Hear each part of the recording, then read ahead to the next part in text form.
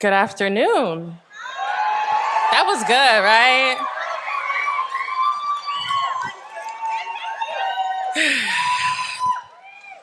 It is my honor to share and lead our opening statement during this historic celebration in the heart of Harlem. Give it up for that.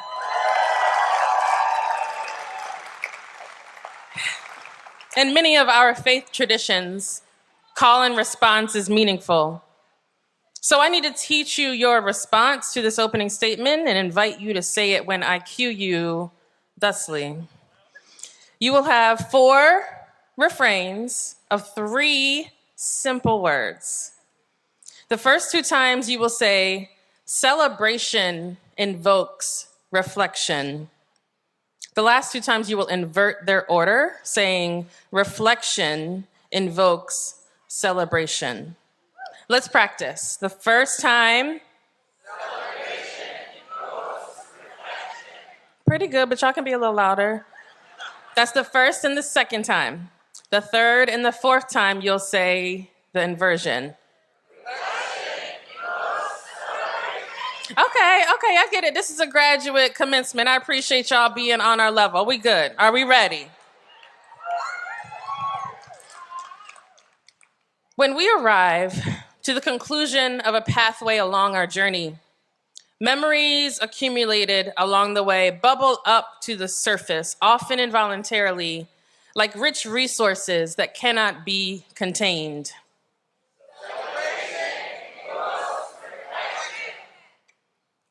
These memories are often interconnected. Remembering one leads to remembering another, and before we know it, we are entrenched in storytelling that displays the ways our memories compose a beautiful mosaic.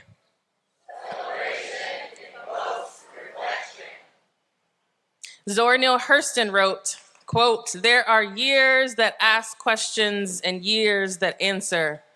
Completing your graduate degree through the start and continuation of an airborne and other pandemics lead us to savor the celebrations and many of the sensations that got us here in order to get through the years that ask and to the years that answer."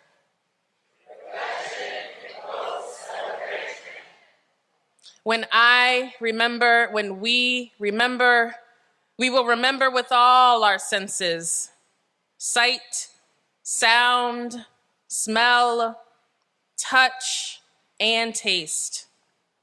When we remember, we will do so with all the capacity within our body, movement of limbs and spirit and emotion and connection.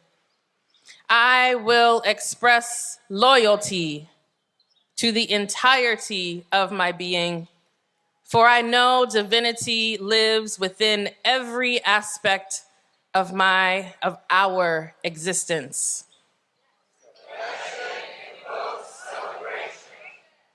Ashe, may it be so.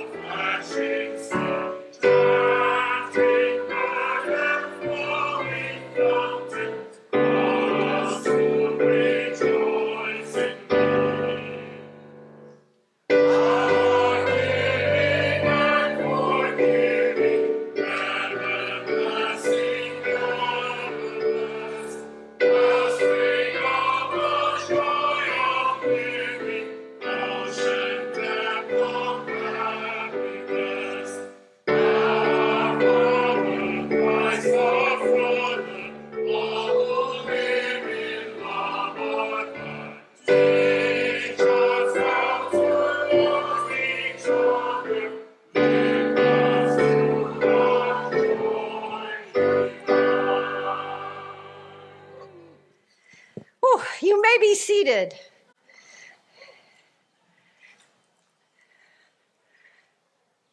We were worried that this stadium would be too large, and we have packed this place. It's amazing. What a glorious day. Oh. Welcome to Union Theological Seminary's 184th commencement. Wow. Where we're going to be celebrating the graduating classes of 2022, 2021, and 2020.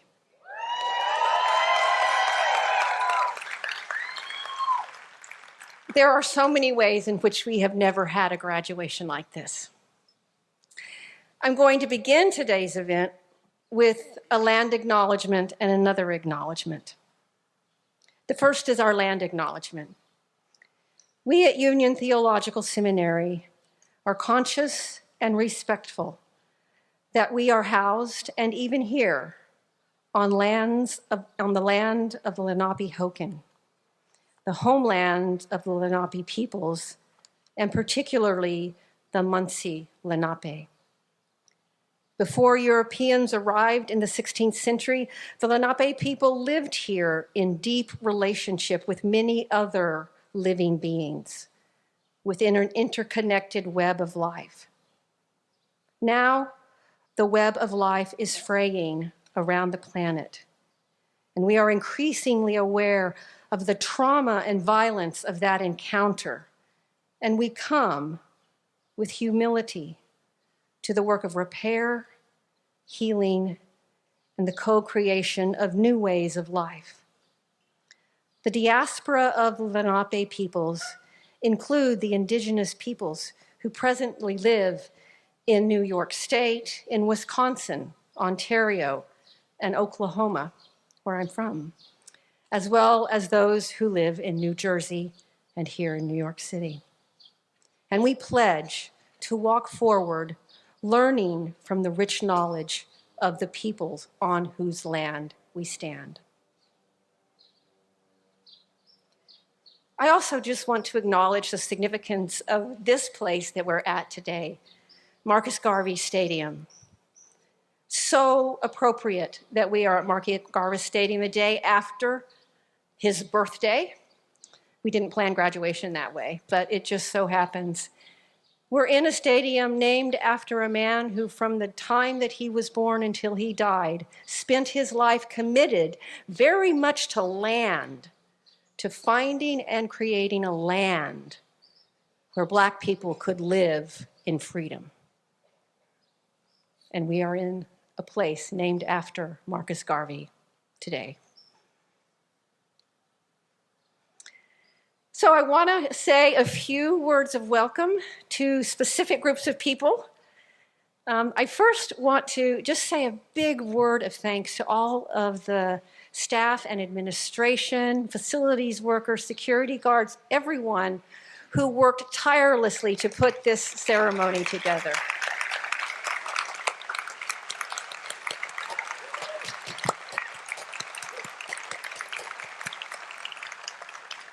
And who keep our lives working all the time at Union. I also want to say a big word of gratitude to all of you, and you take up most of the space here, but all of you who are here as friends and family members and children and brothers and sisters and aunts and uncles and next door neighbors and friends from other countries and friends that have known you since childhood and friends you've made at your field education site, all of you who are here, who have supported the labor of these graduates, we give you great thanks.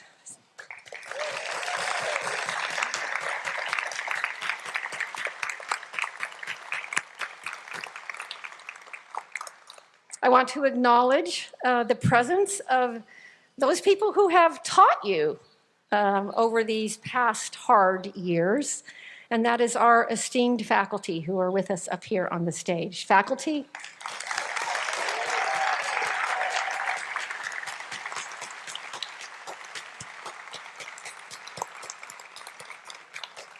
to our Board of Trustees who are with us today as well, and you will be hearing our outgoing board chair, Vera Candelaria, as part of our service, and we're also welcoming in Cliff Hudson, our new board chair. So welcome board members, Madison Shockley, Dick Dunham, welcome.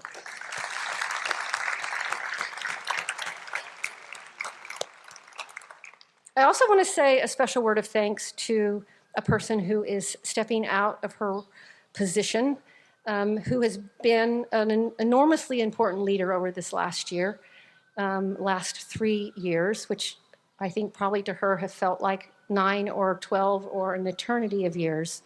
And that is our outgoing Dean, Pamela Cooper White.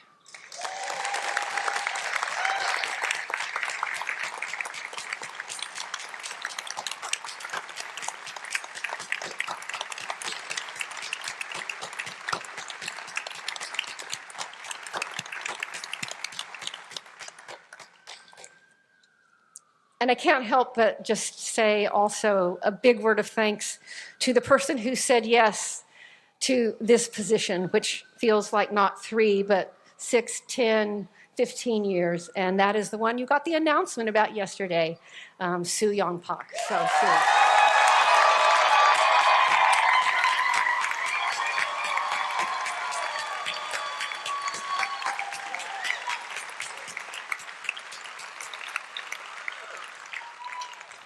And then I have one more big thank you, and that is a thank you to the graduates of the class of 2022, 21, and 20. Thank you for being here today and for everything. We are here to celebrate you.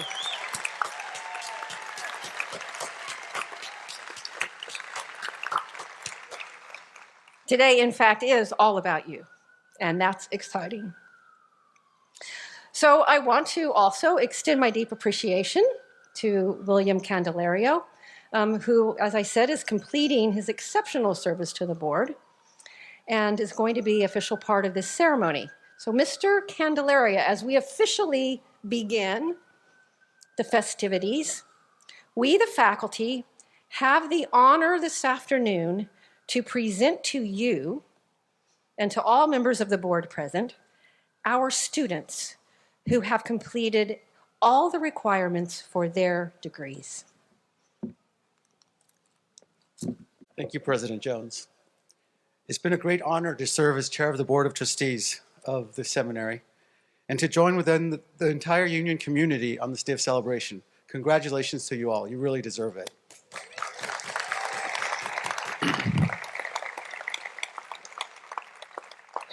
I am pleased to say that on the recommendation of the faculty of the seminary and the board of directors who have voted to confer degrees upon members of the classes of 2022, 2021, and 2020. Again, congratulations.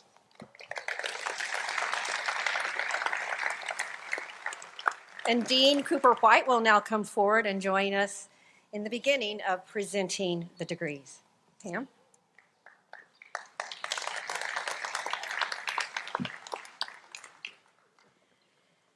It's my great honor to do this actually the first time in person.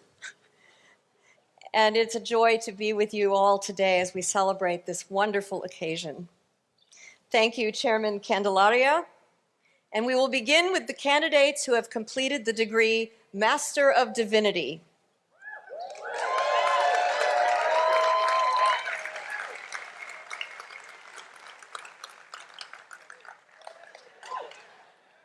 Deva L. All.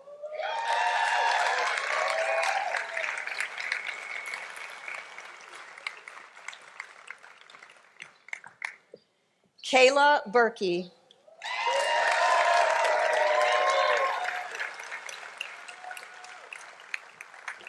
Olas Karianis.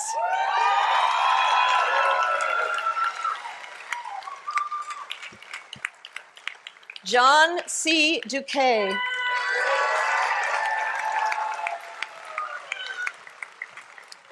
Luke Daniel Estrada. Tess Gallagher Clancy.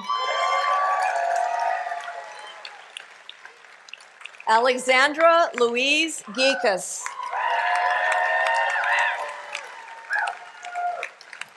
Kimberly Brianna Gordy.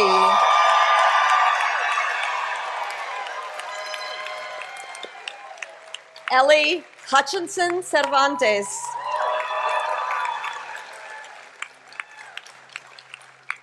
Joseph S. Johnson, Jr.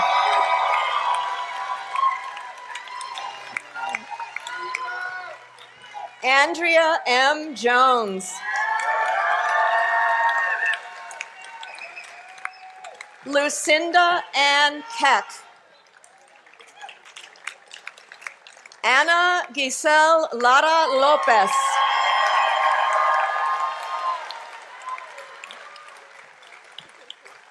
Gabriela Katharina Lisi. Eric Robert Manigian.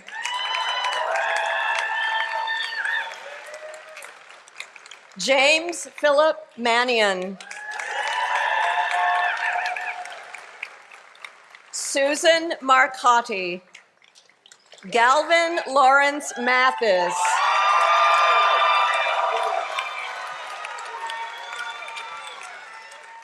Oriana Mayorga.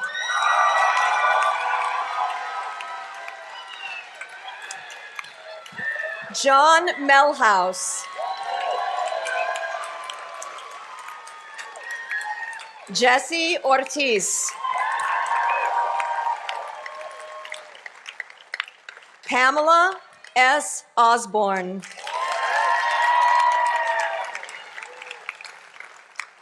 Mehmet Mohammed Ozal. Matthew Puckett.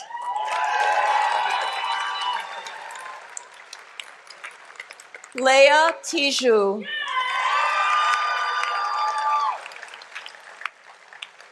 Gregory Allen Vanderbilt. And Thomas David Walker.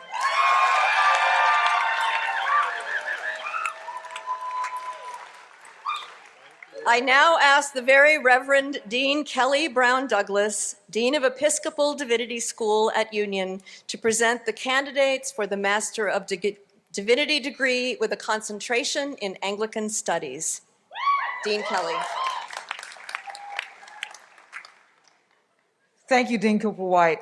I am pleased to share that the following students are new Master of Divinity graduates at Union Theological Seminary. Nicole Regina Hanley.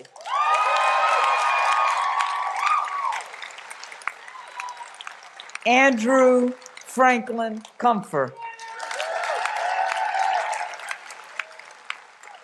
Marianne K. Philbrook.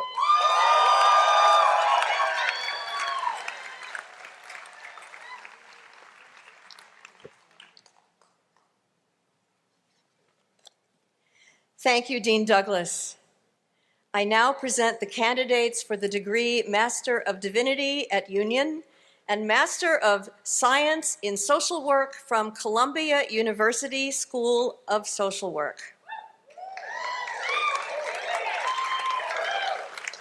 Mr. Candelaria and President Jones, the following students received the degree Master of Divinity at Union Theological Seminary and Master of Science in Social Work from Columbia University School of Social Work. Daniel James DeBrooker.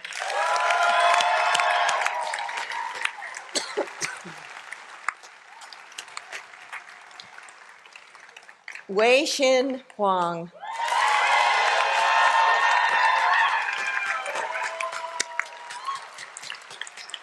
And Carly Grace Reiner.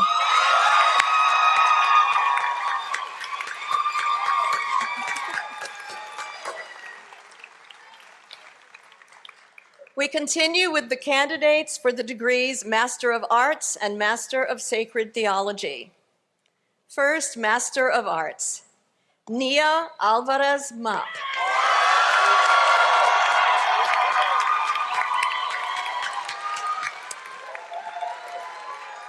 Nana Ama Ajiman Asante.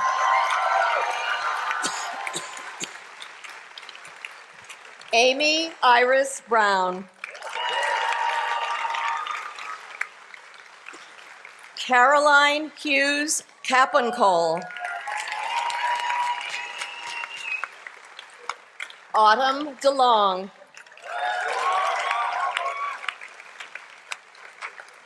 John McCook Elwood. Zohar Gitlis.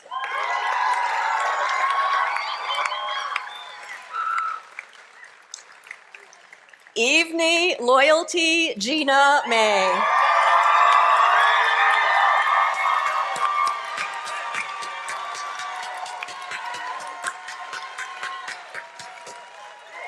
Ronilso Pacheco.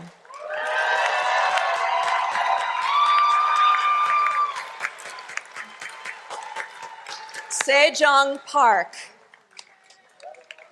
Joshua Potash.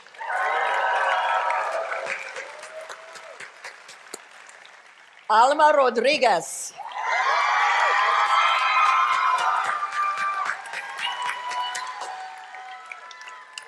Santina May Spihar.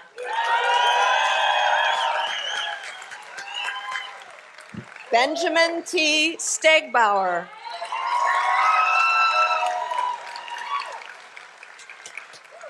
Kevin Wall. And Xin Zhang.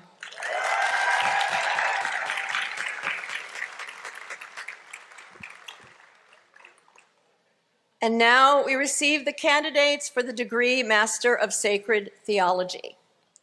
Elizabeth Shepard Burr.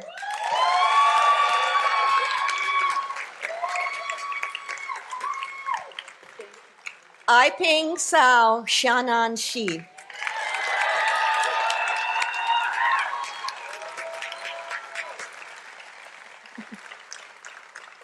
Samuel Ragland Paul Christopher.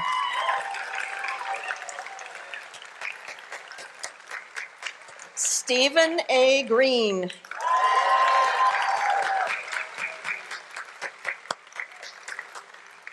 Harmeet Kaur Kamboj.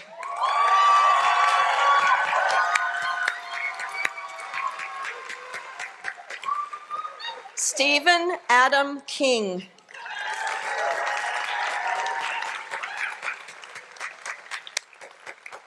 Jing Lin Xianan Shi.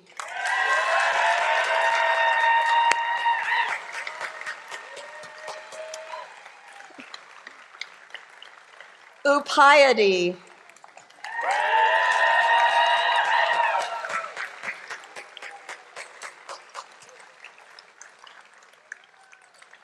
Shobha Muniyappa.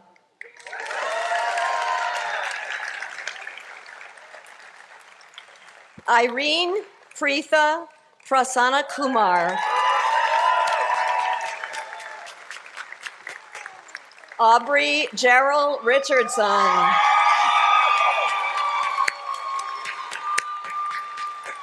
Zachary W. Royal.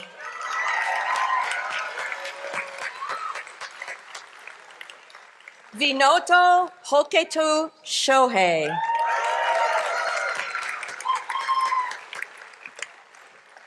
S. Ong Lin Tan.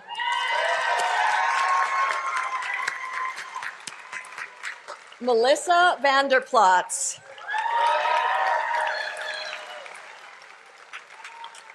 And Hong Yi Wang.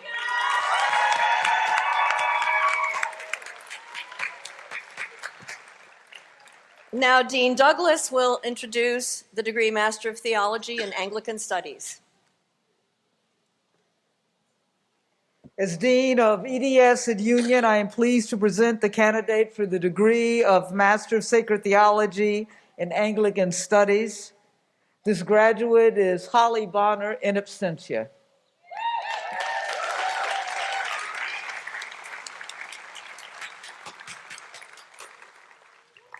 I now present the candidates for the degree Master of Philosophy. Shola Deborah Adegbite.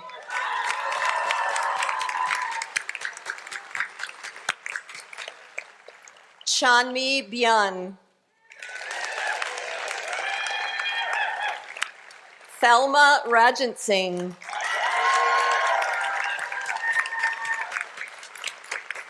And Liu Wei.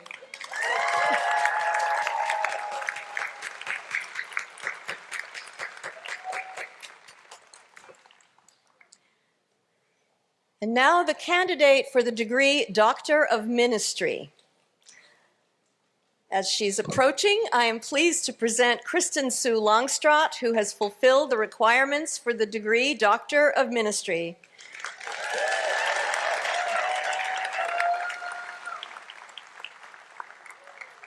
The title of her final project is The Development of Emotional Intelligence in United Methodist Pastors, an Introductory Study. And I am proud to be Kristen's advisor.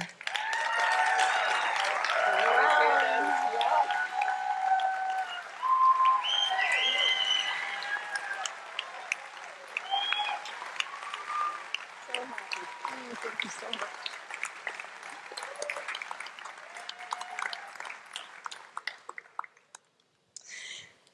And now it is our pleasure to introduce the candidates for the degree Doctor of Philosophy.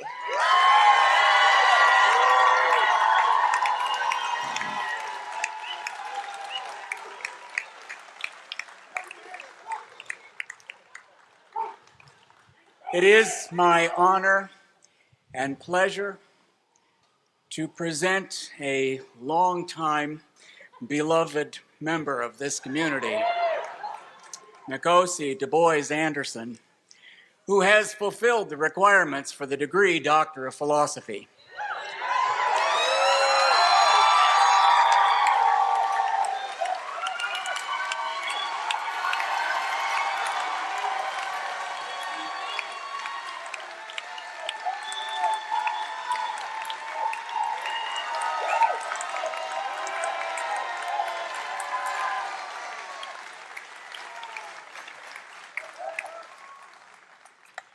The title of his dissertation is Contours of Black Christian Socialist Thought in the United States, Dr. Nkosi Du Bois Anderson.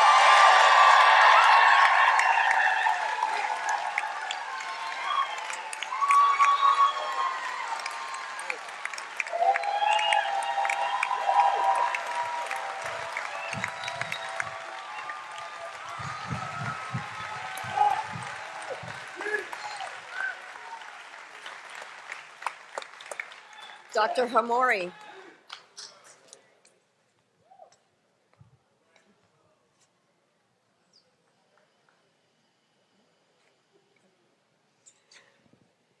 It is my pleasure to present Carolyn Clausen, who has completed all the requirements for the degree Doctor of Philosophy.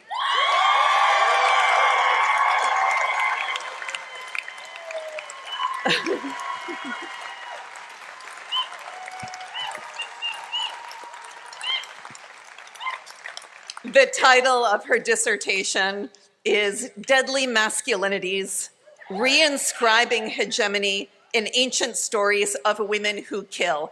And it is fantastic.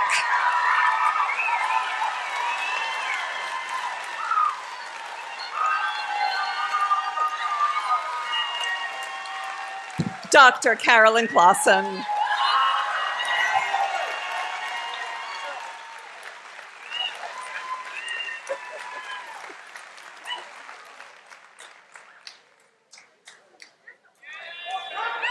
Andrea?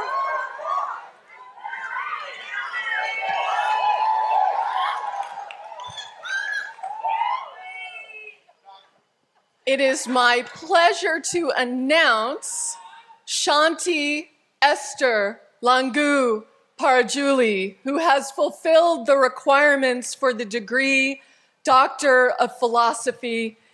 We miss you, Esther. We wish you were with us today. The title of her dissertation is Unsaying Anthropology, Immanence and Transcendence of the Other. Congratulations, Dr. Parajuli.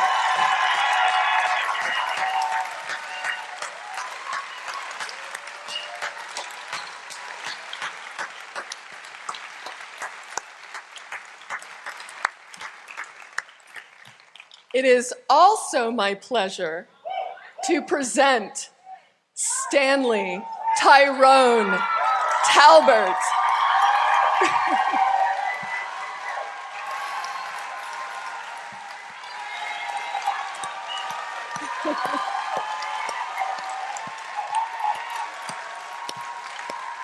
Who has fulfilled the requirements for the degree Doctor of Philosophy. The title of his dissertation is Playing in a Strange Land, a Revolutionary Theology of Play.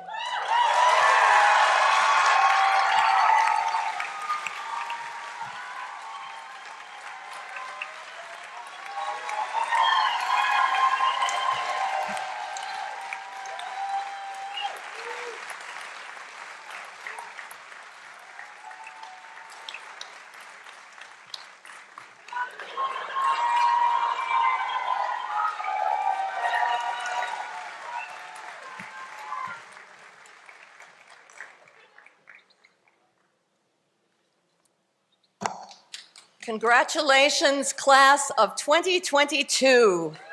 Woo!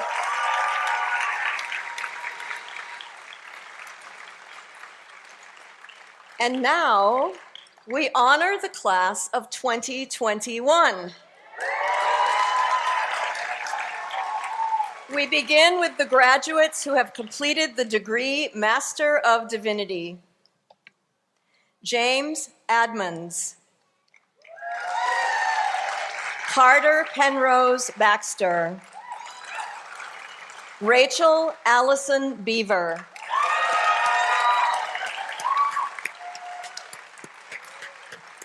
Nordia Chevelle Bennett.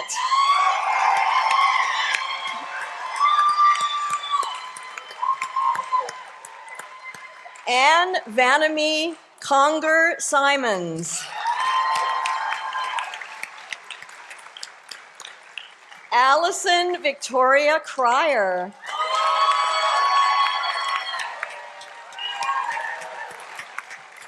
Ekama Marie Ennie.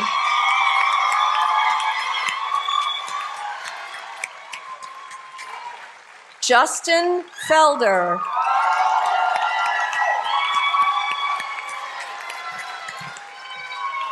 Monique Joan Fortuné.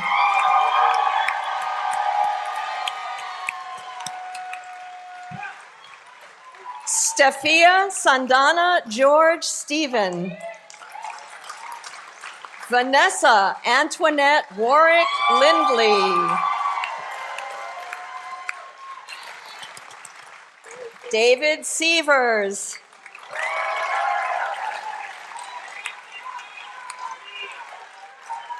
Lisa Elizabeth Skinner. Alyssa Jane Terry.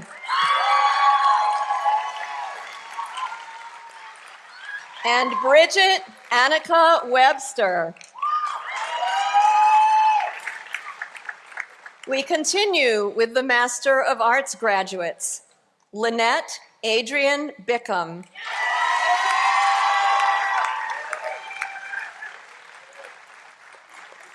Tamara Cecile Plummer.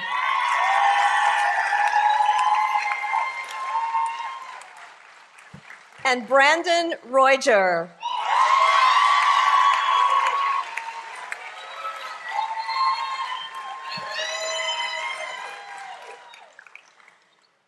I am so pleased to present to you graduates of Union's Doctor of Ministry. The graduates are Megan Colette Aleman.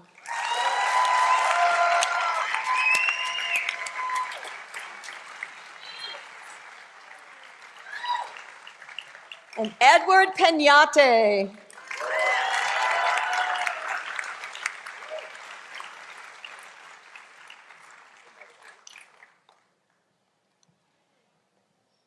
Congratulations to the class of 2021, and now we honor the class of 2020.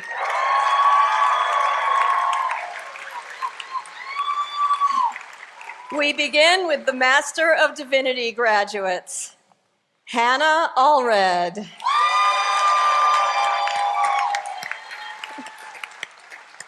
Carolyn Lee Browender.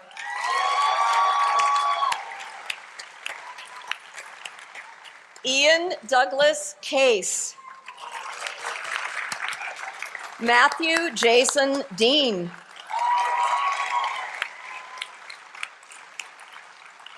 Sarah Michelle Gush. Ryan J. Hill.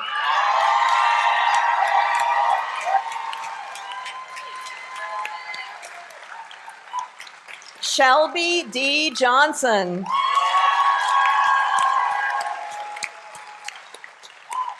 Carolyn Jean May. Abigail Elizabeth Rampone. Roger Reisman.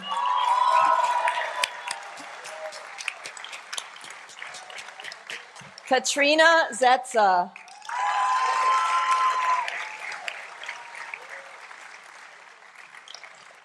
And now Dean Douglas will read the name of the student who received the Master of Divinity degree with a concentration in Anglican Studies.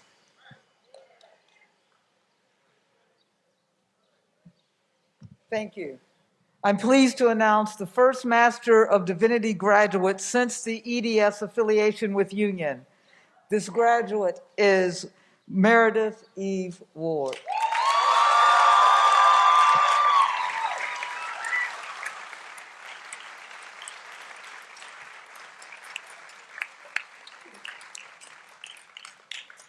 I now present the student who received the degree Master of Divinity from Union Theological Seminary and Master of Social Work degree from Hunter College, Silberman School of Social Work, Insan Rose. We continue with the degrees Master of Arts, Master of Sacred Theology, and Master of Philosophy. Graduates of the degree Master of Arts: Hannah Kathleen Griggs.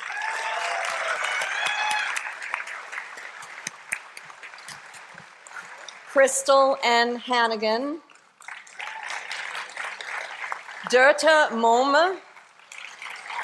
And Carlos Andre Nichols.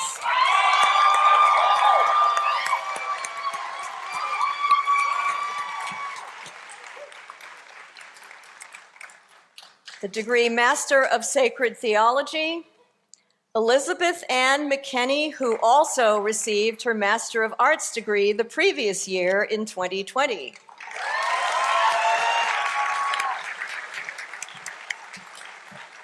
And Brian Simmons Shee. Brian Cornell Simmons Sy. President Jones.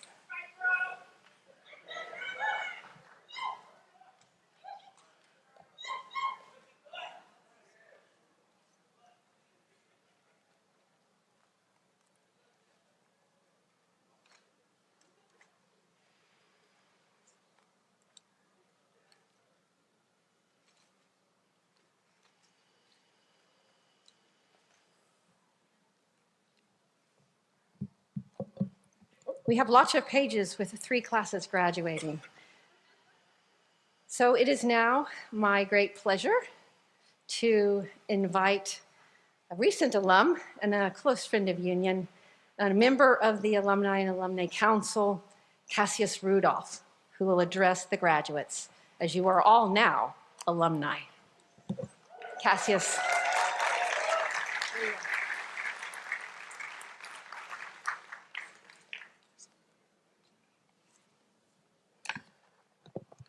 To the Board of Trustees, President Jones, Dean Douglas, and distinguished faculty, staff, family, and friends, but most importantly, our graduates. Congratulations, you have made it to this point. Come on, we can do better than that.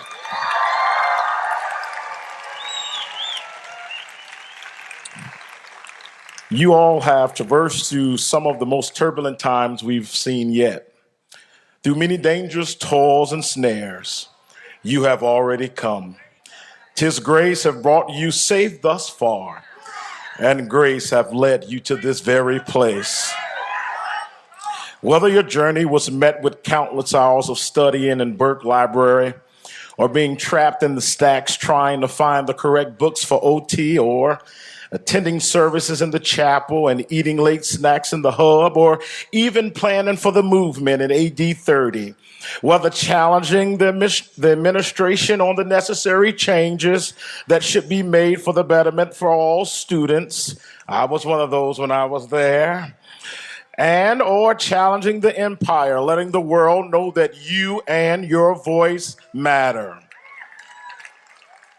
For some of you, your journey has been confined to the use of many virtual platforms for classroom instruction. But I can agree, and I know you can agree with me today, your testimony is this: you've made it to this place, in this moment, and at this time. Despite the ongoing global pandemic and the pandemic of inequality and injustice against oppressed people of the land, you've made it your choice to speak up, speak out, all the while attending the rigorous academic work that the seminary has given you, and you are here as a testament of that work. It was our beloved Professor Emeritus, my dear advisor, and our sainted ancestor, the Reverend Dr. James Cone, who challenged us to develop our own theological voices. My charge to you as you leave Union and as I welcome you into the alumni realm is to use your voice in this moment. Bring your new perspectives to understanding and participate with the Creator on doing the work of justice in the world. The world needs you. The world needs your voice, and you will do great works in this world. So go forth and prosper. Go forth and rebuke the spiritual voices of wickedness in high places. Go forth and amplify the voices of the marginalized. Go forth and bring hope to the hopeless people. Go forth and build communities for the beloved community. Go forth and stand countercultural voices of change and bleed that change the world needs to see. So with that, on behalf of the Alumni Council, we welcome you to this realm. Let us know what we can do to make your service better in the world, because we need you. Go forth. God bless you.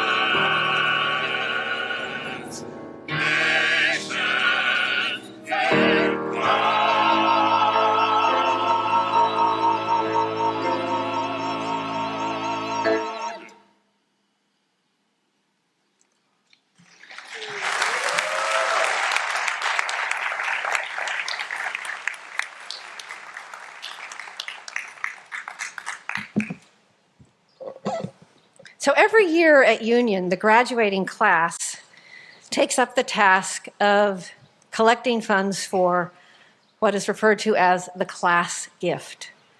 And over the years, this has ranged from everything to the technology it took 7 years ago to make Hastings accessible, to the portrait of a beloved professor, to the Student Emergency Fund. This year, the class of 2022 did something different. They established a first of its kind award that is being given to a graduating student from any degree program at this year's commencement. It was created as a way to recognize, honor, and celebrate our BIPOC, Black, Indigenous, and people of color peers who have demonstrated a commitment to the wholeness and thriving of community of color. The award is called Adelante, the Prophetic Leadership Award. Presenting the award today will be 2022 graduate Ellie Hutchison Cervantes.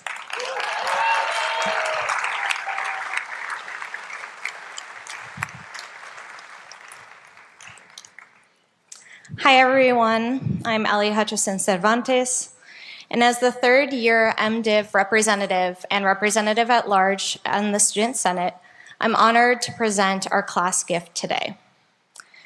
President Jones shared a bit about its origins, but I wanted to fill in a few more blanks. So just a few weeks ago, members of the student body approached Union's administration and the Justice, Equity, and Inclusion Committee and expressed the desire to create a new award specifically to honor students of color at commencement. We were met with an immediate and resounding yes. So we quickly got to work to make this award a reality in time for today. Members of the student body submitted ideas for the award name. They nominated individuals to receive it and contributed the funds needed to help establish it. So while this award is our class gift, it's important to note that it wouldn't have been possible without the support of the entire Union community. Our collective efforts have given birth to Adelante, the Prophetic Leadership Award. Adelante is a Spanish word that means to move forward or to bring forward. This name was suggested by a student because it reflects the spirit of this new award. It's one that recognizes BIPOC graduates who have demonstrated a commitment to the wholeness and thriving of communities of color. These are leaders who are moving their communities forward in both practical and prophetic ways. The Adelante Award will be given out today and for many years to come in recognition of such leaders.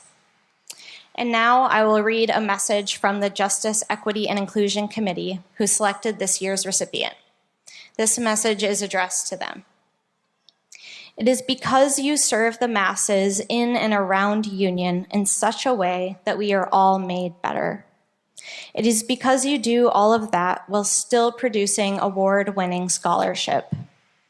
And it is because you do all that and still impact people in ways that are undeniable. The Union community says that you are adelante, forward, because of your presence in spiritual care, because you lift others to find the leader within themselves. You are a first-rate womanist theologian, and as one person put it, we all know how amazing you are. By unanimous decision, the inaugural recipient of this year's Adelante Award is Kimberly Gordy.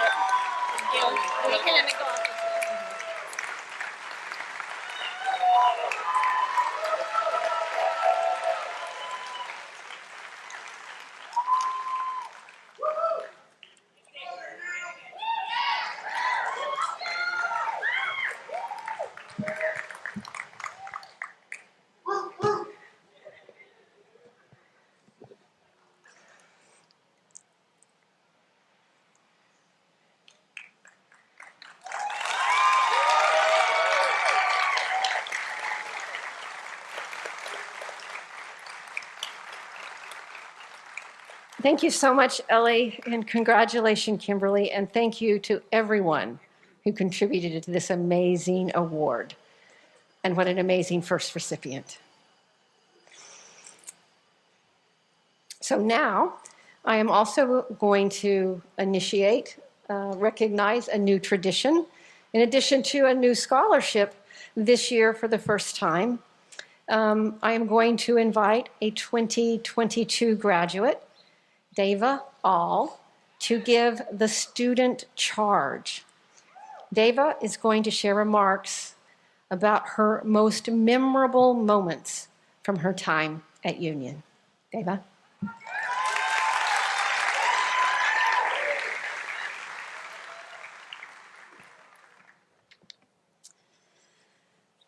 March 5th, 2020.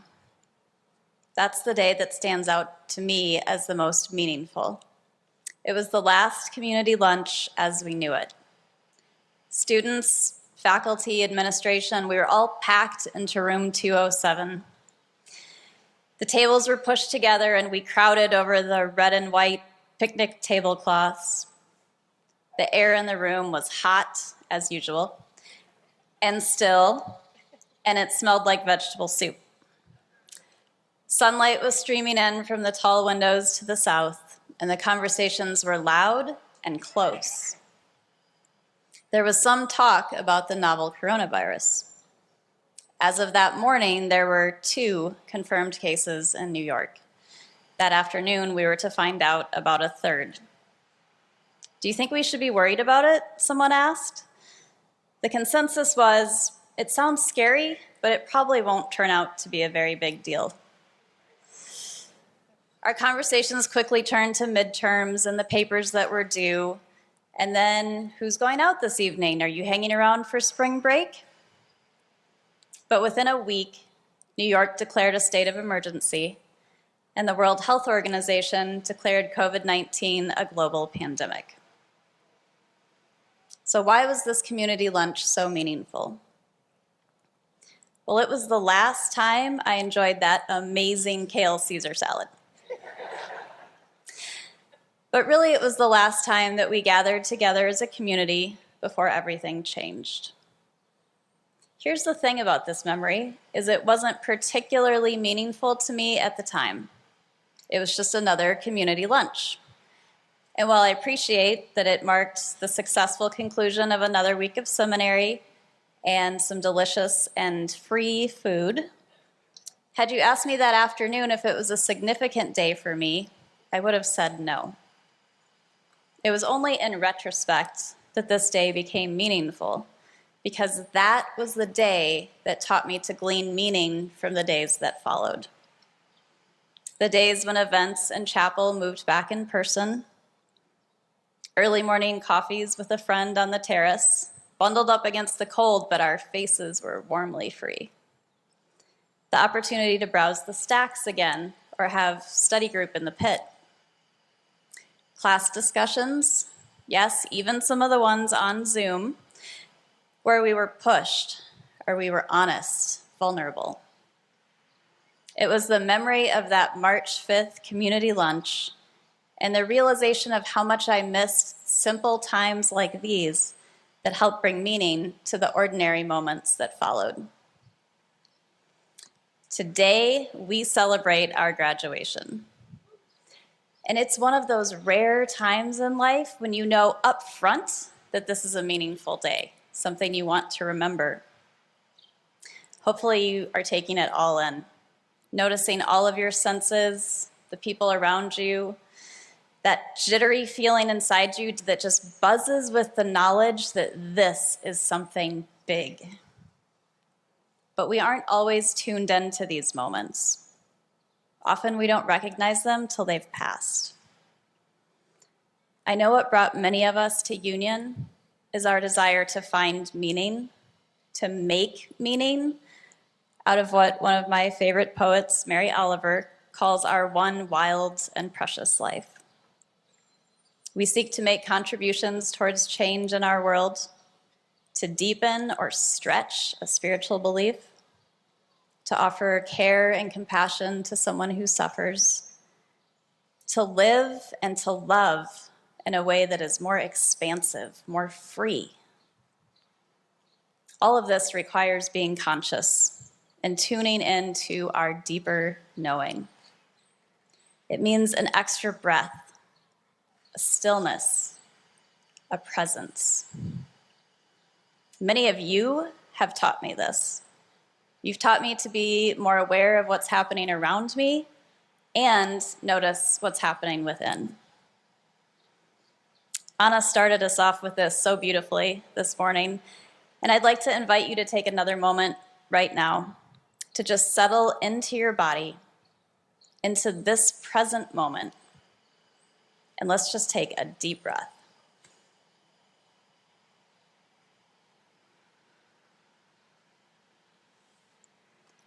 As we go forward, may we recognize and cherish that which is meaningful in each moment and in all the places where we may find ourselves.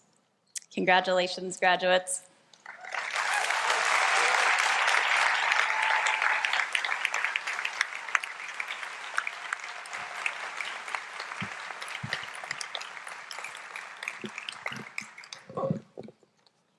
Thank you, Deva, for that beautiful reflection and charge. I want to now invite Dean Pamela Cooper White for the presentation of student awards. Very exciting part.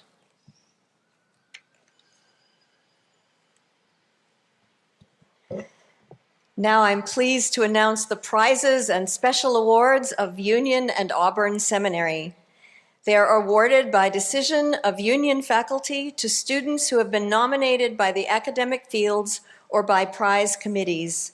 Students of all denominations and faith traditions are eligible for all prizes and awards. The awards are grouped into 5 categories.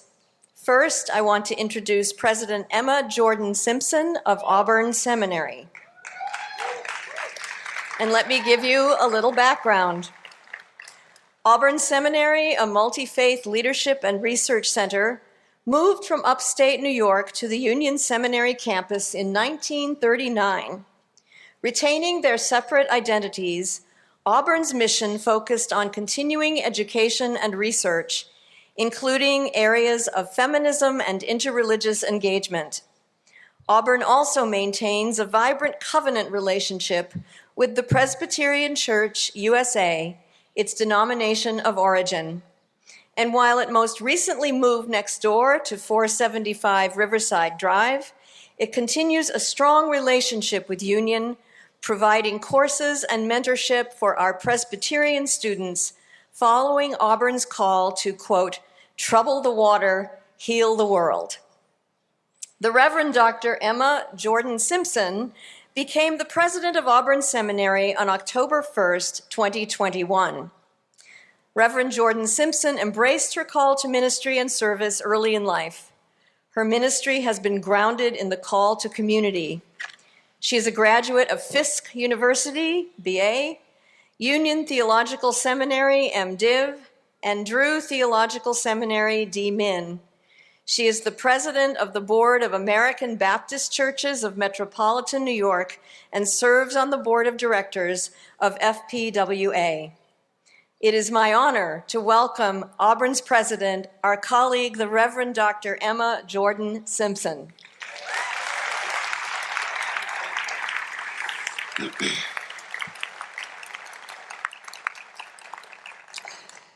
Thank you for this introduction, Dean Cooper White. It's wonderful to finally get a chance to see you in person. It's my pleasure to announce the 4 awards that are presented by Auburn Seminary. The Maxwell Fellowship was established at Auburn Theological Seminary in 1911. It is awarded to a graduating senior based on promise of excellence in future service to the parish ministry, intended to be used for some form of continuing education. I present this year's award to Anglican Studies graduate Nicole Handley.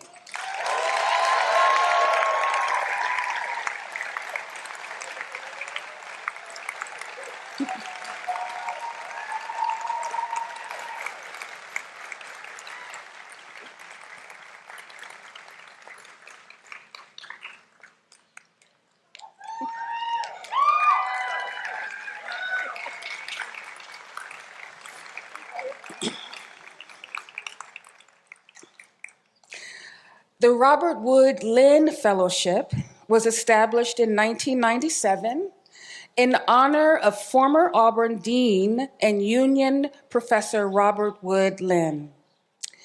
Awarded to a graduating student who shows promise of excellence in teaching or in a ministry of education, this award is also expected to be used for continuing education. And this year's winner is a doctoral student receiving her Master of Philosophy, Thelma Rajink Singh.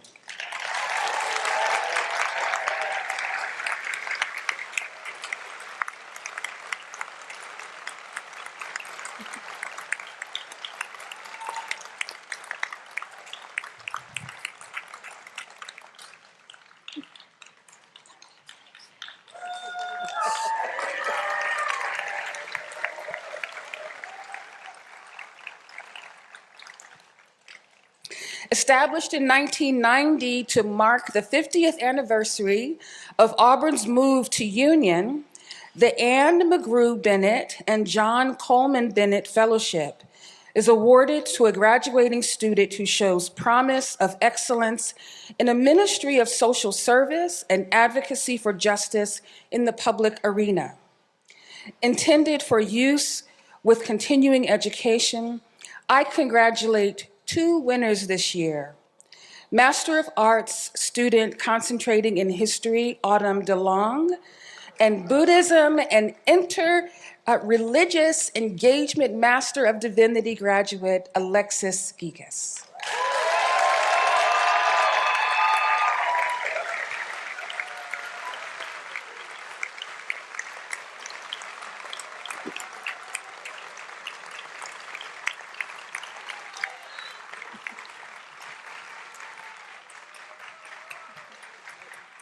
Congratulations.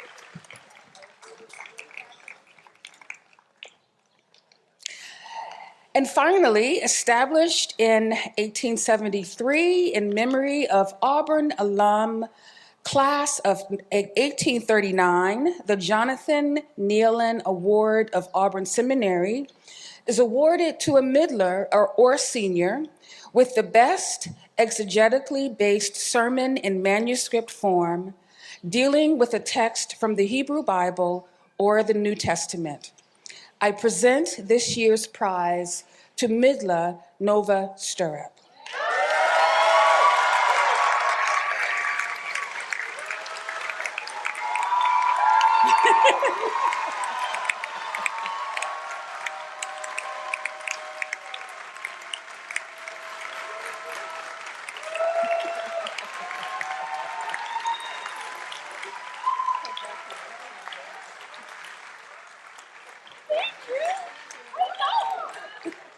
Congratulations to you all.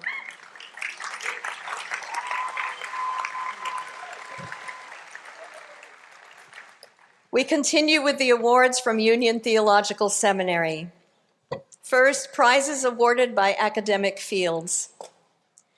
The Win Wright Prize for the study of biblical languages is awarded to a student of any class year who has demonstrated particular excellence in the study of Greek and/or Hebrew. This award is given in loving memory of Dr. Edwina Win Wright, who taught biblical languages at Union from 1998 to 2007. Nominated by the Bible field, we grant this year's prize to two middlers, Master of Divinity student Edward Ned Joyner and Master of Arts student Caroline Park.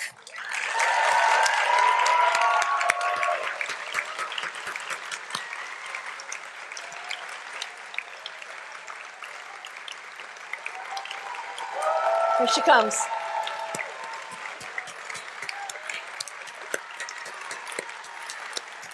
It's a long walk, Caroline. Here they come.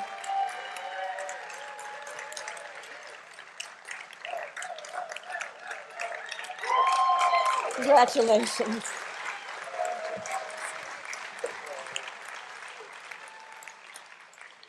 Awarded to a second or third year student, the James Muhlenberg Prize in Biblical Scholarship is for achievement of the highest excellence in academic study of the Bible. This award honors the memory of James Muhlenberg, Davenport Professor of Hebrew and Cognate Languages at Union from 1945 to his retirement in 1963. Also nominated by the Bible field, this year's winners are Master of Arts student, don't go too far, Caroline Park, and Master of Divinity student, Edward Ned Joyner. Come on back now.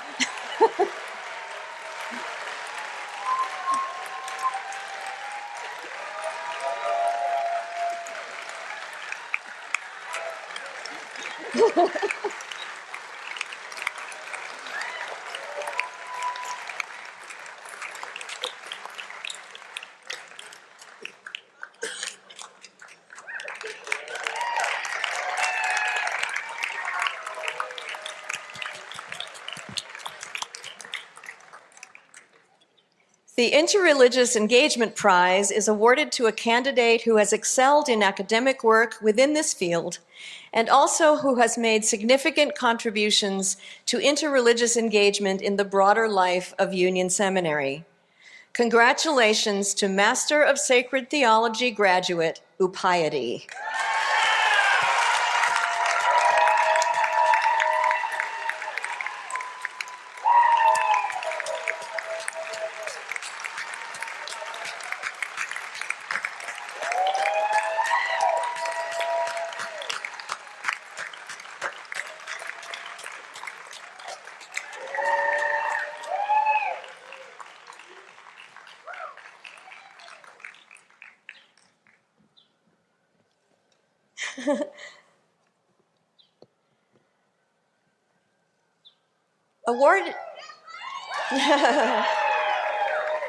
Awarded to a doctoral student, the Daniel Day Williams Fellowship Award is in honor of Professor Daniel Day Williams for outstanding work in theology, with an interest in the relationship of theology to philosophy, ethics, or culture, in ways exemplified by the late Professor Williams.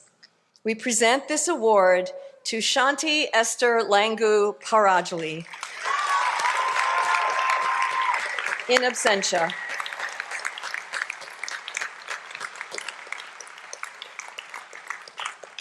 The Hitchcock Prize in Church History honors the memory of Roswell Dwight Hitchcock, the seminary's first Washburn Professor of Church History from 1855 to 1887, and fourth President from 1880 to 1887. It is awarded to the member of the senior class who, in their entire course of study at the seminary, has attained the highest excellence, both in classwork and thesis, in church history or a kindred subject. Nominated by the history field, I present Xinxin Anna Zhang, Master of Arts graduate, with this award.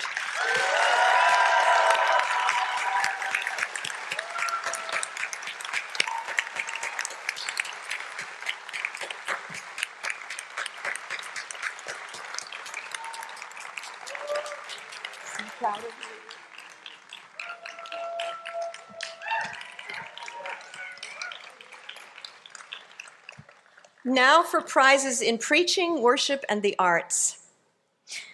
Established in 2004, the Karen Ziegler Feminist Preaching Prize is awarded to a graduate who represents the highest ideals of feminism and liberation theology in the present day by articulating anew a vision for a more just church and world for all God's people, while acting effectively within diverse institutions to bring this vision closer to reality.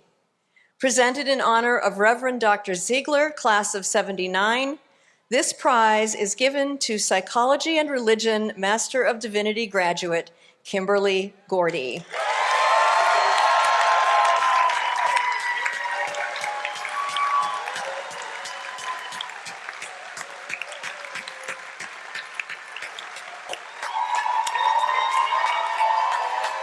You're going to need more food.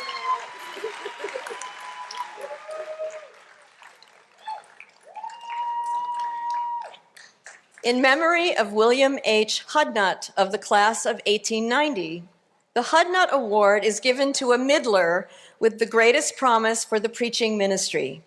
Nominated by the practical theology field, we congratulate pastoral ministry and theology student in the Master of Divinity program, Andrea Steinkamp.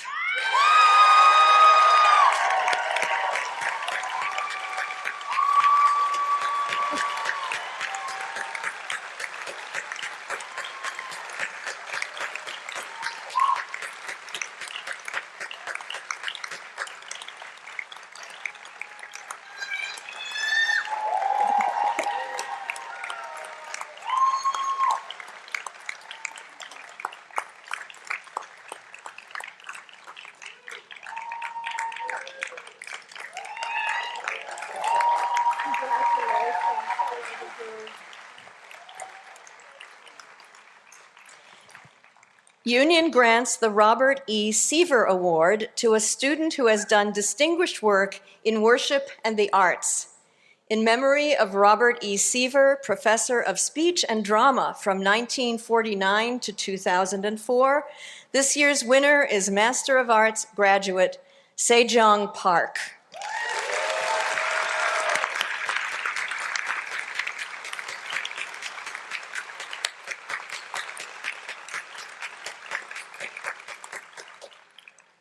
The Frederick Buechner Writing Prize is named after that celebrated writer, a Union alumnus, class of 1958, and given by the Buechner Institute in Princeton, New Jersey. It is presented to the winner of a creative writing competition. Submissions may be in any genre written in the spirit of Frederick Buechner. This year's winners, chosen by the practical theology field, are two middlers, M. Peake and Pearl Vercruz.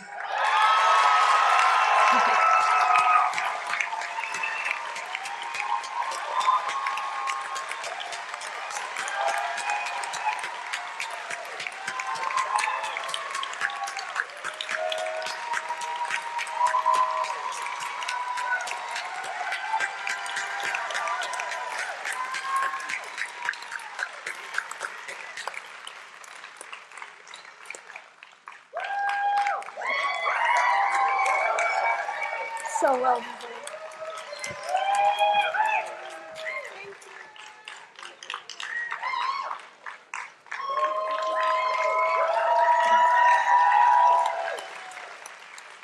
And now to awards in leadership in ministry and social justice. The Julius Thompson Hansen Memorial Award is offered to a graduating senior planning to enter the Christian ministry who has demonstrated special ability in relating philosophy, theology, and ethics to problems in contemporary society, and who shows special promise of so enabling a parish church. Nominated by the theology and ethics field, congratulations to two Master of Divinity graduates, Kimberly Gordy and Nicole Hanley, as this year's awardees.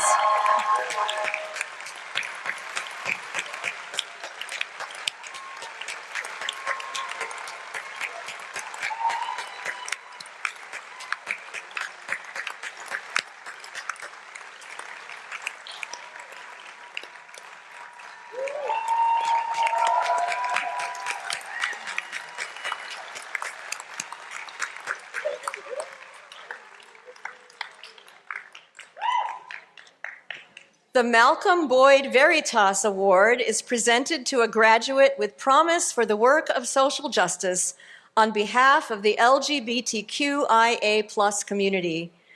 I present Doctor of Philosophy, student of Hebrew Bible, Carolyn Clausen, with this award.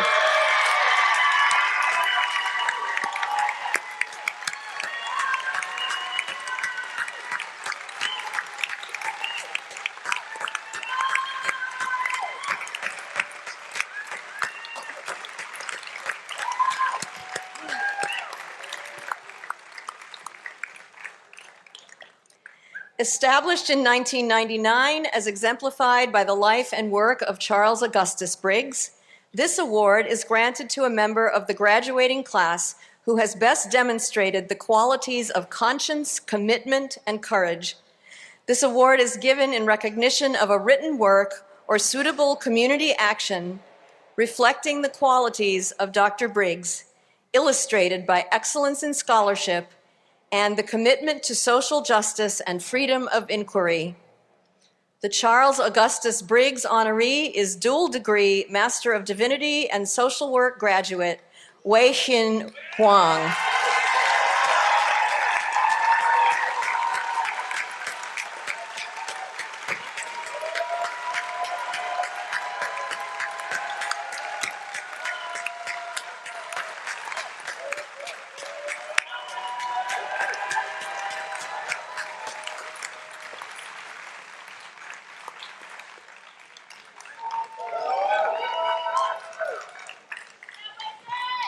And now to our Scholarly Excellence Award. The Scholarly Excellence Award is Union's highest prize for academic achievement, awarded to a graduating Master of Divinity student. This year, we present this award to 3 outstanding graduates: Deva All, Wei-Shin Wang, and Ellie Hutchinson Cervantes.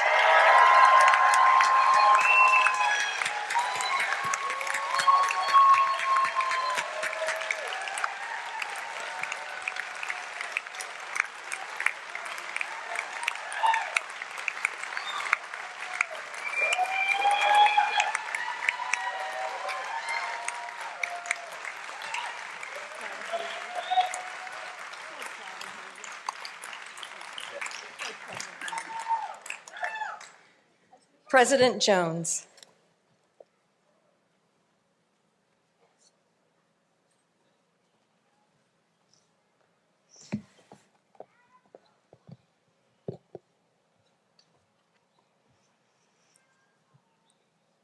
So congratulations to all of our awardees. The whole entire faculty, administration, and union in its community is so very proud of your accomplishments. Now I would like to invite the Reverend Dr. Daisy Machado to read to us the sacred text.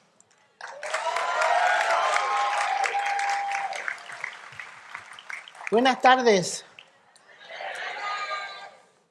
I want to share with you 2 readings that hold personal meaning to me. When I began my MDiv at Union so many decades ago, I struggled with what I would do with my degree upon graduation, and perhaps some of you are also struggling with the same question this afternoon. I wanted to serve as a pastor in a Latinx congregation, but there were no Latinas serving in a pastorate in my denomination, and things looked bleak. As I thought about why I had chosen to come to seminary and my desire to do work in an inner city context, I came upon this reading from the Rabbi Abraham Heschel, who had taught for many years at Jewish Theological Seminary and also taught at Union. I want to share that reading with you. It's from his writing, What Manner of Man is the Prophet? The prophet is a person who feels fiercely. God has thrust a burden on their soul. Prophecy is the voice that God has lent to the silent agony, a voice to the plundered poor, to the profaned riches of the world.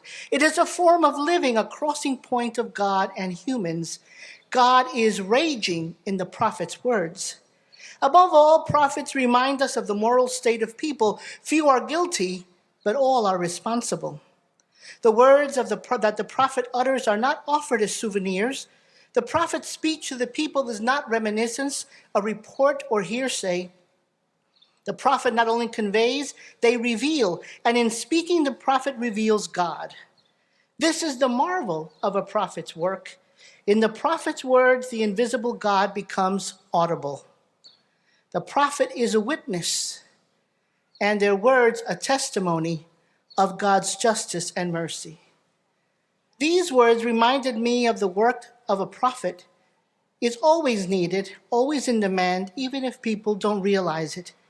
In the headlines of our world today in 2022, so many years after I first read this text, tell us that prophets are still needed today. So let me remind each of the graduates that God is still making you feel fiercely. And God is still beckoning you to do the work that our world so desperately needs. We need to step out believing that God will make a way. The second reading, I'm going to take privilege today because I'm retiring and it's my last day. The second reading, the second reading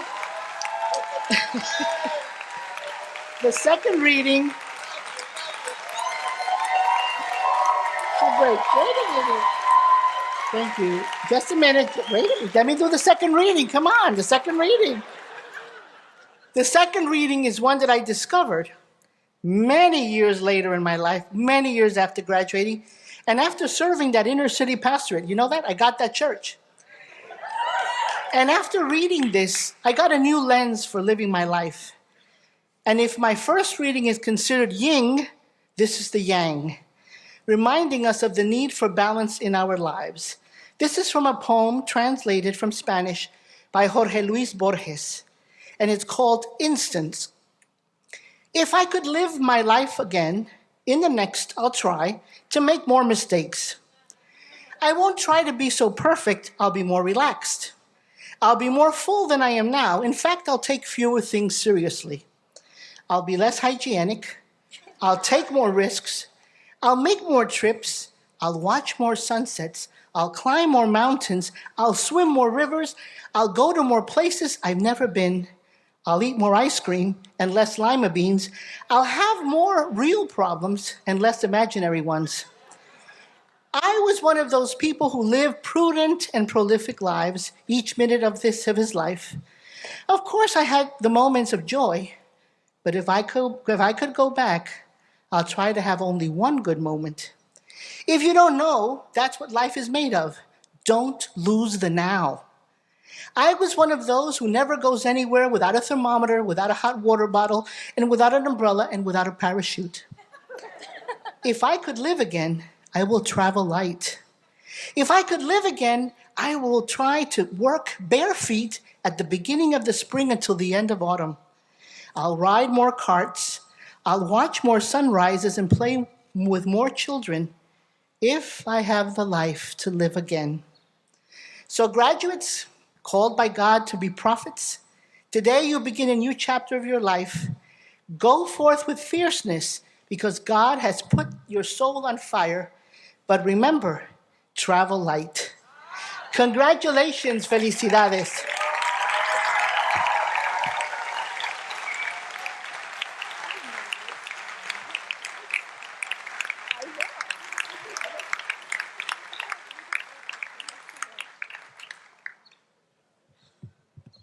And so now for another surprise moment in our graduation ceremony today.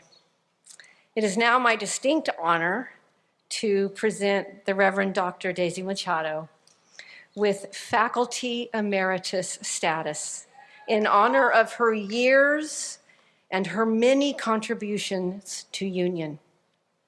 Faculty Emeritus status is bestowed only upon those faculty who have had outstanding and long-standing contributions to the Union community and to the Academy at large. The last Faculty Emeritus honor was given posthumously to the Reverend Dr. James Cone. And it is our great delight today, on behalf of the Board of Trustees, to confer this status upon you, Dr. Daisy Machado.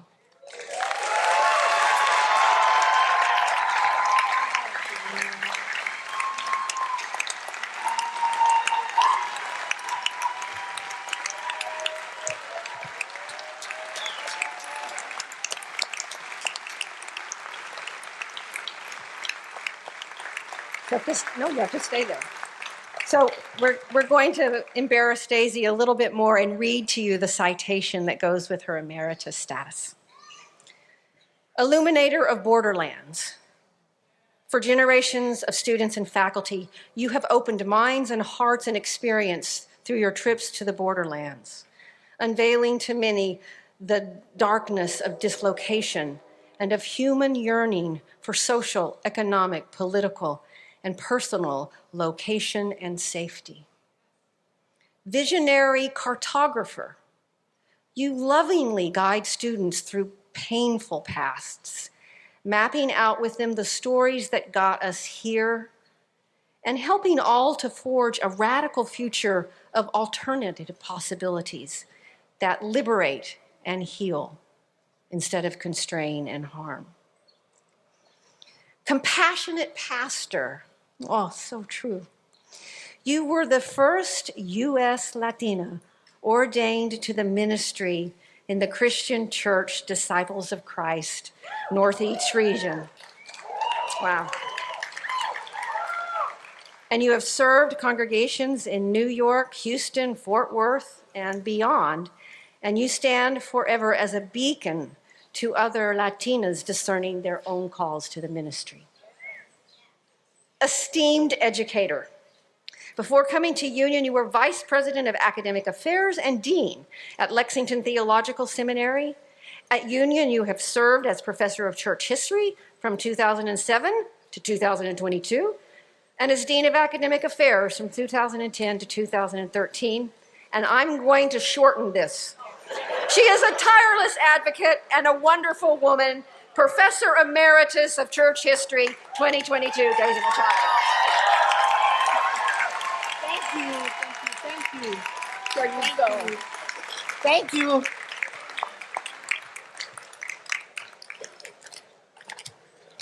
Okay, we're going to skip our anthem and we're going to go straight to very quickly, and I will go, I've written you a charge and I am going to the end of it. Oh, that's great. I spent a lot of time talking about the things that everybody's talked about these last 3-4 days of commissioning. But today I want to give you 3 very simple charges. First, dear graduates, please take special care of your special, precious bodies, minds, and hearts, and care for those you love.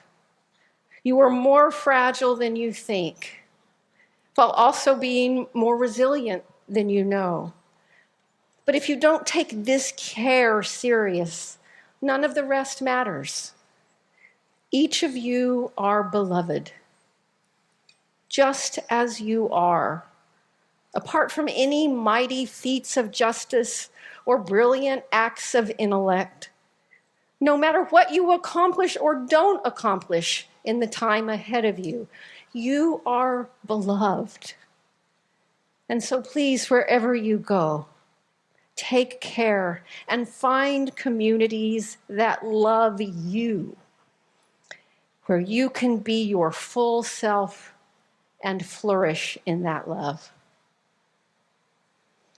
Second, that was my quick first one. Second, I charge you to fully claim the power you have, and especially to claim the knowledge that you contain, and never be shy or reluctant to let it shine. Now, this doesn't seem to be a problem with this class, but the world desperately needs, as you leave here, to hear what you have learned, to use your powers to transform imagination and recreate visions of justice, be harbingers, importantly, of a new kind of humanity where love and justice do actually reign, a new kind of humanity. And third, and lastly, I'll be quick. This image comes from my own background. I come from generations of poor Welch farmers in Oklahoma who cultivated wheat on land that had been taken by the federal government from the Osage.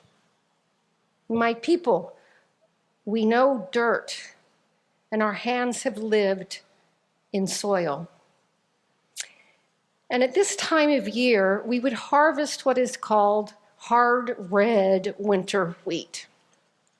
It's the sturdiest crop of wheat, and each year it is the only crop that, against all odds, could grow through harsh winters and bear fruit. I would drive a tractor every spring when the harvest came in, amazed at the food that the earth had given birth to. There is deep, rich, spiritual earth inside each of you. You wouldn't be here today if that soil was not already verdant and thick within you. There is strength and hope in that earth. Indeed, we are earth, from our toes to the top of our heads. Don't let the threats and fears of our world pollute that spiritual soul soil and make it toxic. Cultivate it, protect it, find others to share it with. Let the roots of what grows in your soil become entangled with the roots of others. Make vast fields of new humanity. Whether it's through dancing, praying, meditating, humming, rocking, protesting, writing, shouting, whispering, hugging, resting, connecting with ancestors, feeling the universe within you, do all of these things, and whatever it takes to nourish that soul soil where justice and truth are always ready to grow. For without this rich soil, the source of all life, we're truly lost. And as I look out on you today with my oaky eyes, I see this. I saw this a lot growing up, but I see vast fields of golden, red, hard winter wheat, rippling in the wind, tough and nourishing, and stretching as far as the eye can see, covering the plains, promising life. It has been such a blessing and a joy and an honor to have spent these years with you, and I have learned so much. And I find hope in the hard red winter wheat that you promise that you are. May grace abound. Amen.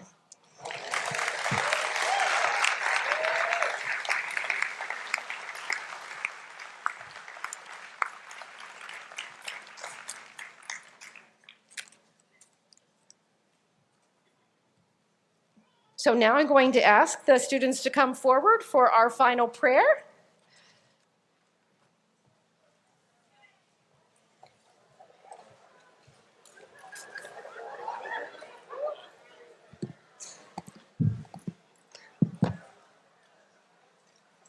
Hello, everyone. I will keep the prayer part shorter. So, dear President, student and academic deans, faculty, staff, 2022 Union graduates, and my supervisors from Columbia University Religious Life. I am honored to be with you today at the commencement of one of the most prestigious seminaries in the United States. Truth be told, I have never given a ceremonial speech before. But let me share with you what Union and its community has contributed into my life with a few confessions, very shortly. The first one is about critical thinking. I started at Union with the paranoia of sharing with my disagreements and criticisms with my professors, since assuming that seminary is such an ultra-Orthodox mosque or a medieval church. However, I met inspiring faculties, intellectuals, such as Andrea White, Serene Jones, Esther Homori, Aileen Campbell-Reid, Julia Lillis, Isaac Sharp, and my advisor, John Tantamano, who taught me to submit my arguments with the most thought-provoking ways and to avoid watered-down versions of presentations and papers for their courses. As a resilient seminarian who always did my best to stay away from tensions and crises with my professors, I have been honored to learn from you how to be a courageous theologian talking against power and oppression. Thank you. The second one is about language barrier. As an avid reader and critical thinking, I just said, I came to the seminary in 2019 to learn from the towering figures in theology. For the beginning, despite feeling deeply disappointed with the mentalities who ignored that English is not my native language, and who even made me think that to be a seminary dropout, I met new positive personalities touching my heart and showed me how my voice at Union is valued, respected, and appreciated. Given this, I met the heroes of international students, Claudio Carvalhas and Alyun Yang, not allowing me to give up and teaching me the wisdom of Maya Angelou. Let me partially interpret it with my words into a new concept. Dear faculty, students will forget what you said in the classrooms. Students will forget what you wrote in your books and articles. But students will never forget how you made them feel. The final one is about my shifting approach toward academia. As a Sufi Kurdish Muslim, I came to the seminary with faith crises and colonial traumas from the Middle East. All I want was to be a scholar, to continue my PhD, and to be a professor in a rural college settings. Thankfully, things didn't go as planned, and I met golden people such as my Columbia religious supervisors, Ian Rottenberg, Amina Derwish, and Abad Rahman. You all taught how to push my boundaries and watch the world in broader lenses with new skills such as music, chaplaincy, and dancing, instead of insisting on remaining in the ivory tower mindset.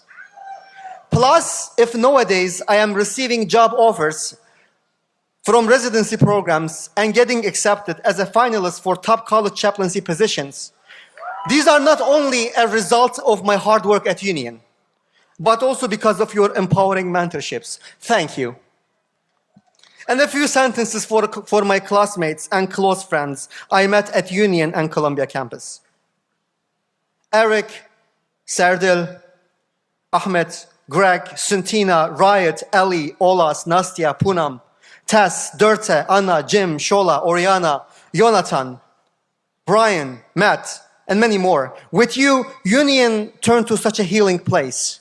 With you, I learned how to be a resilient fighter against traumas and unnecessary societal norms.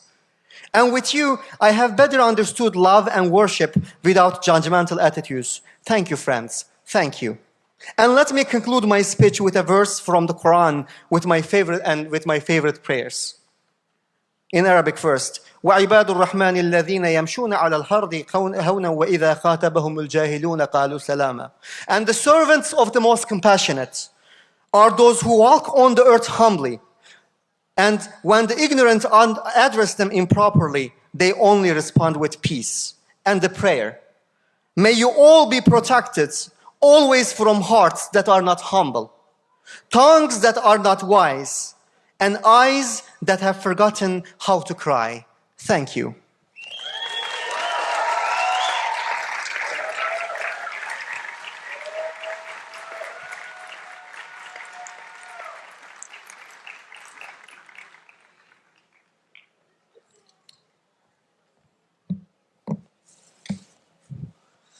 May we go into prayer. Posture yourselves accordingly.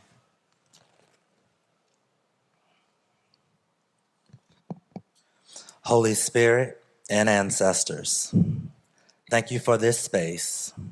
Thank you for this time. Thank you for your undivided and liberating presence. Thank you for giving us a fountain filled with love. As we gather in this space to celebrate these graduates, may we queer this space, for we are all present. We give you the glory, honor, and praise. And as the graduates transition from Marcus Garvey Park and take off their robes, may our souls thirst for liberation for all humankind.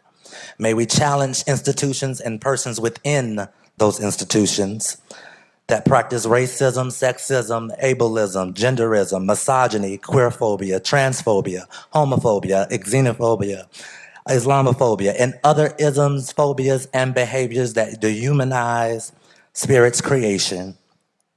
May we challenge them to not only practice what they preach, but also practice what they pen, and challenge us to do the same, so that one day we will witness justice that rolls down like waters.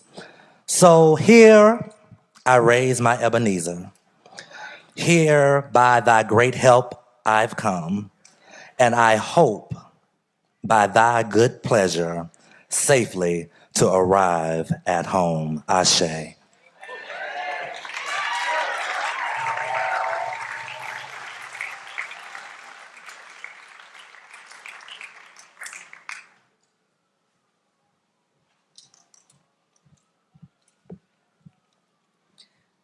So I actually had a whole other prayer about the reign of the Dharma, but somehow I didn't go in that direction.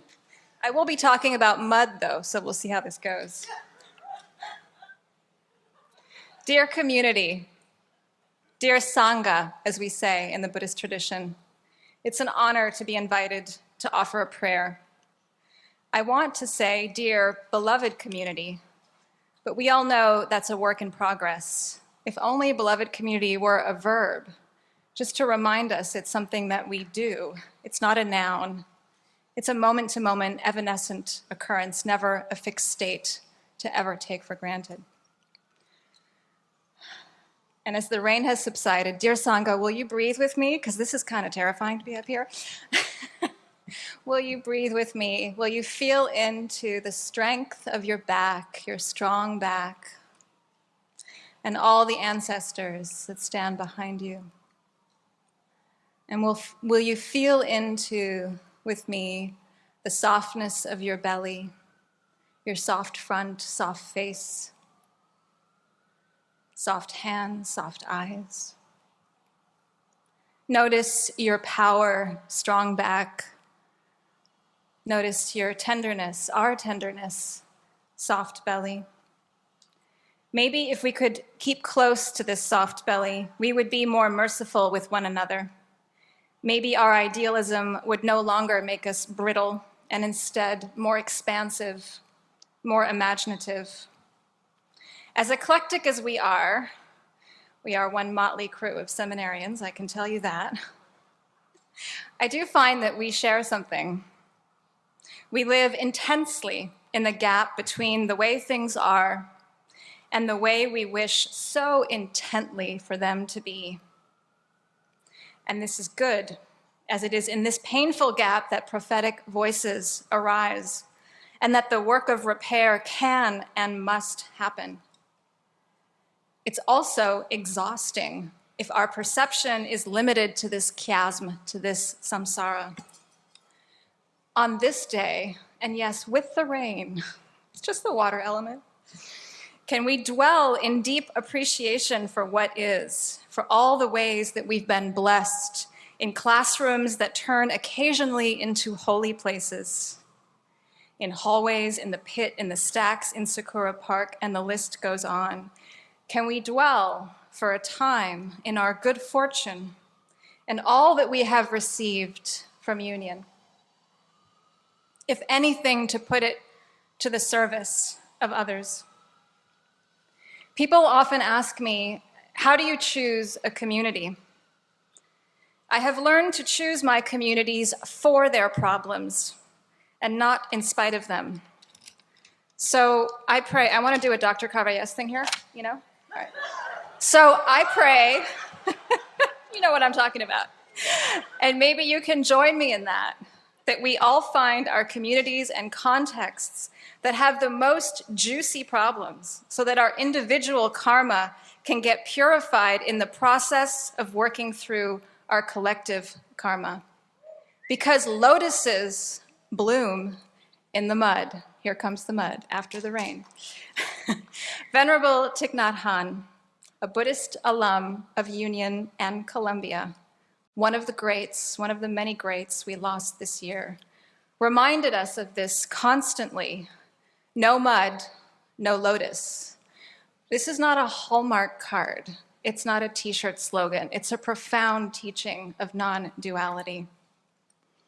When I found union, I found good mud, and so I stayed. And then I stayed some more. And this is why I call this place my beautiful mess.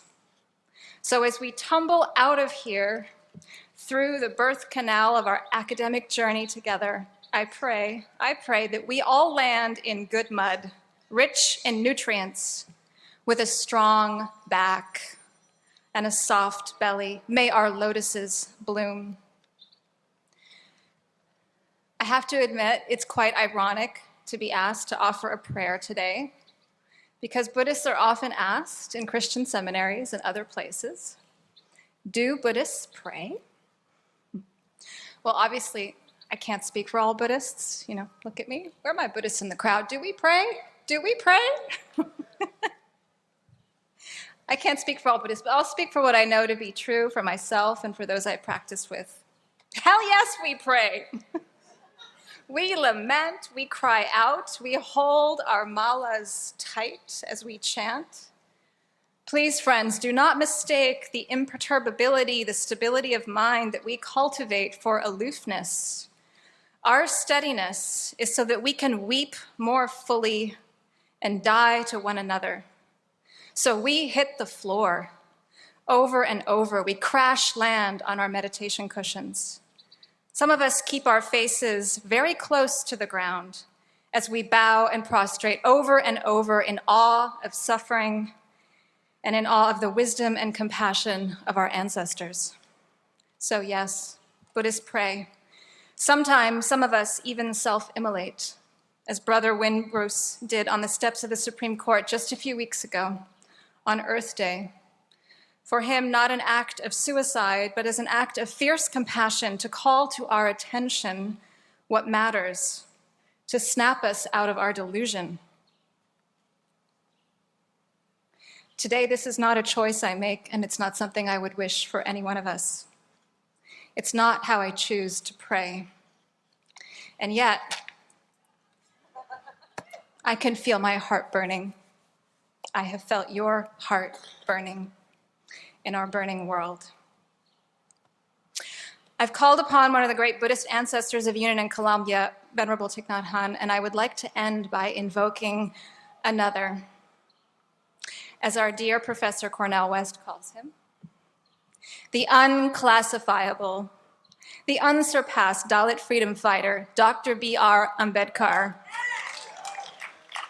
In his time here in the early 20th century, his time here with us in these hallways in the early 20th century was crucial to his formation, to his lotus flower blooming.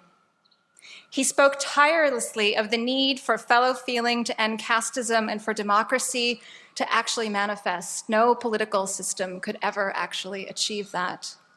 He claimed it was the Buddha who taught him about liberty, equality, and fraternity, although he preferred the word Maitri to fraternity, a Buddhist word for love, for compassion. This was his deep yearning for beloved community.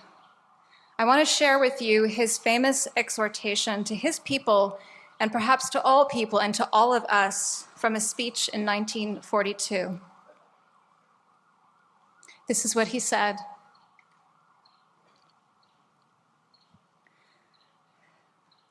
My final words of advice to you are educate, agitate, and organize. Have faith in yourself. With justice on our side, I do not see how we can lose our battle. The battle to me is a matter of joy. The battle is, in the fullest sense, spiritual. There is nothing material or social in it. For ours is a battle not of wealth or for power, it is a battle for freedom. It is a battle for the reclamation of human personality. People around the world say Jai Bhim, which means victory to Ambedkar. So let's say it together 3 times for him and for all of us. May this also be our shared victory as we go forth. Jai Bhim! Jai Bhim! Jai Bhim!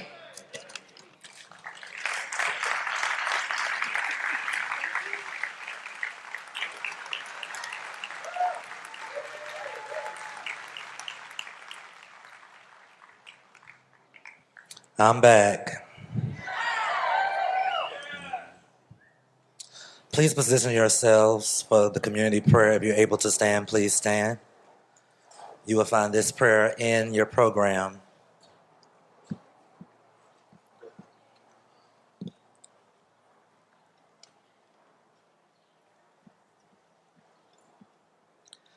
Eternal Spirit, Earth Maker, Pain Bearer, life giver, source of all that is and that shall be, Father, mother, parent of us all, loving God in whom is heaven.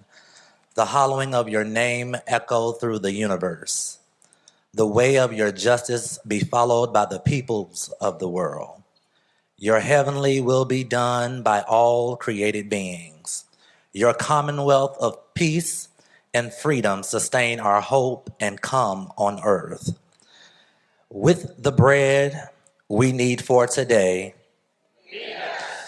in the hurts we absorb from one another, in times of temptation and test, from trials too great to endure, from the grip of all that is evil. Let's read together. For your, yes.